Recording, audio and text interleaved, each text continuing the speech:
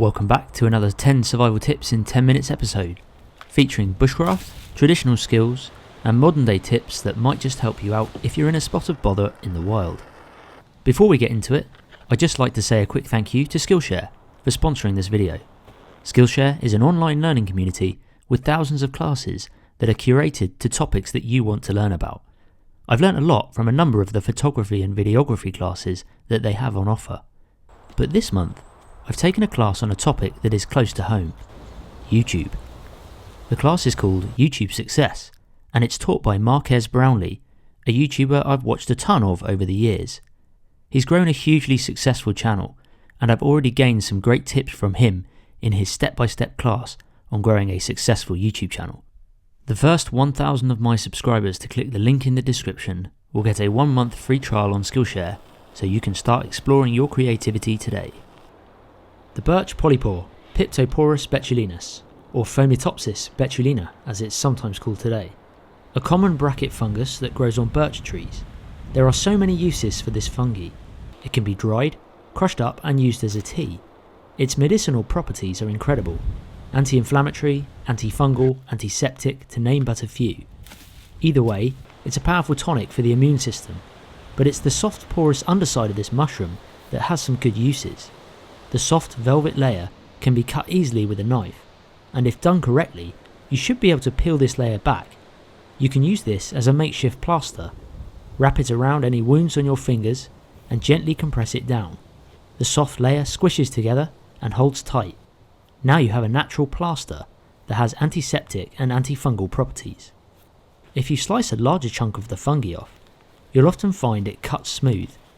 When dried, it will go incredibly hard, and this section of the fungi can be used to strop your knife to bring it back to sharpness. If there are no birch polypores in the area that you are in, and you still need to hone your knife back to sharpness, you can use your leather belt as a makeshift knife strop. Just find a horizontal branch and wrap your belt around it, with the inside of the leather facing up. Pull the belt tight and gently strop your blade back and forth across the leather. Make sure to cover all parts of the cutting blade, and always pull the blade with the sharp edge running backwards when stropping. Don't pull the cutting face towards you. Do this for 20 to 30 times, and you should start to notice your blade getting slightly sharper. If there aren't any horizontal branches, you can still tie your leather belt to the vertical trunk of a tree. As the leather belt is quite long, it has enough length to be able to turn on its side when stropping. This is an Anglo-Saxon pit house that I built a few years ago. We thatched the roof with water reed, and we used hazel spars or spikes to secure the thatch in place. These are a great way of securing your thatching material to your roof rafters, and they can be made really easily. Just cut a straight piece of hazel, roughly the thickness of your thumb and around 50 to 60 centimeters long.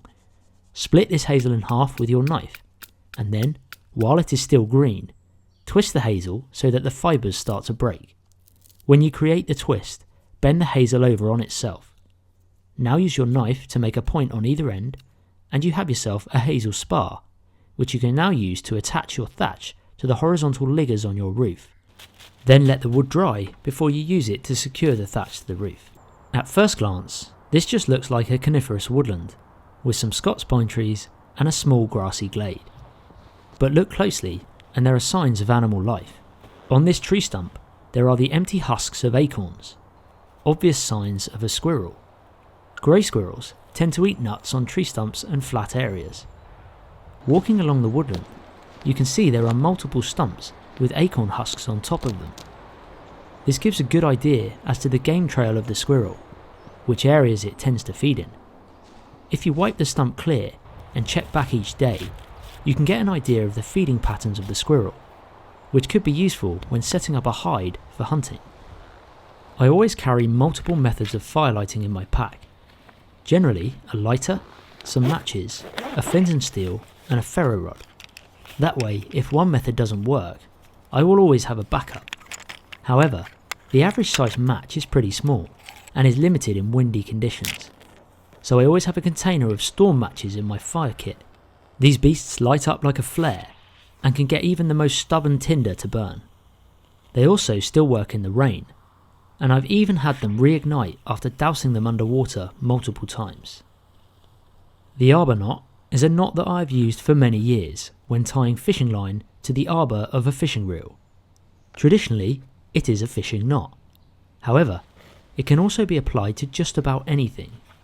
In the bushcraft and survival world, it is great for tying sticks together for lashings or holding horizontal logs for shelters. To tie the knot, I first tie an overhand knot and leave a short 5cm tag end. Then I tie a second overhand knot, but this time I don't cinch it tight. Then wrap the working end around the sticks you want to secure together and pull the knot down. To finish, just ratchet down on the knot and it will tighten on itself. To stop the knot slipping, I tie off another overhand knot. The arbor knot is highly versatile and it can take a lot of strain. The great thing about it is that you really don't need much cordage to tie it. Here I use just 40cm or so to tie off a ridgepole for the start of a lean-to shelter. Once the knot is cinched down on one end, I keep the ridgepole relatively level by holding it on my shoulder and then do the same knot on the other end. This knot can take a lot of pressure from my body weight and is easily enough to build a shelter with.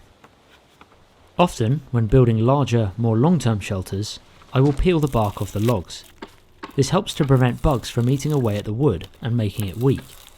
I use a draw knife for this job, but often I don't want to be peeling the log on the floor with my back being put under unnecessary strain. So I built a peeling jig. It's simple to make, just dig a hole and place a 4-foot log in it. Dig another hole at least 6 feet away from it and place another 4-foot log in. On the first log, carve out a U-shaped hollow. This needs to be big enough to hold the diameter of the logs you are working with. On the second log, saw out a V shape. Now I can rest the larger log in the recess of the first one, and the V-shaped log keeps it from rolling off the side. When peeling the log, I always peel it towards the first U-shaped one because this still has wood support on the back of it, and it stops the log from shunting backwards each time I pull on the draw knife. The mobile phone. Love it or hate it, it can really save your life. It's often the first item used in an emergency. But if you find yourself in an emergency and you need help fast, here are a few tips to help. If you have an iPhone, press the lock button 5 times fast and your phone will put out an emergency SOS call. It will call the nearest emergency call centre based on your location, and it will also send a text message to your emergency contacts where they will see your location and that you have called for help. You need to make sure you have the latest update on your phone for this to work. There is also a similar feature on Android phones where you press the side key 3 to 4 times and it will send out an SOS to your emergency contacts. If your phone is low on battery and you need to save battery waiting for a rescue or trying to call out to be rescued, turn off your Wi-Fi and Bluetooth, set vibrate to off, shut down any non-essential apps, and turn down the brightness of your screen. All of these can significantly drain your battery. On more modern phones, set the power save mode to on to help prolong battery life. Turning on location services will also help emergency services to find out where you might be.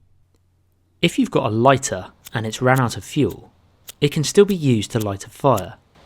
Generally, the lighter will still have many hundreds of chances to make sparks from the built-in flint.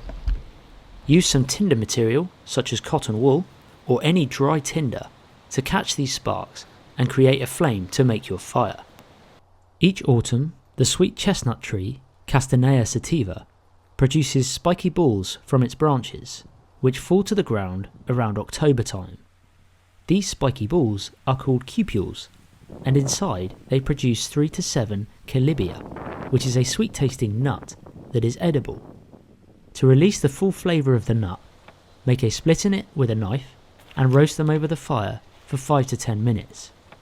Peel back the shell, and inside is a delicious sweet roasted chestnut. But you have to be quick when foraging for these, as squirrels love them too and will often beat you to it. And that's it, another 10 survival tips in 10 minutes. Thank you all for watching, and thank you to Skillshare for sponsoring the episode. All the links you need are in the video description below, and I'll see you in the next one.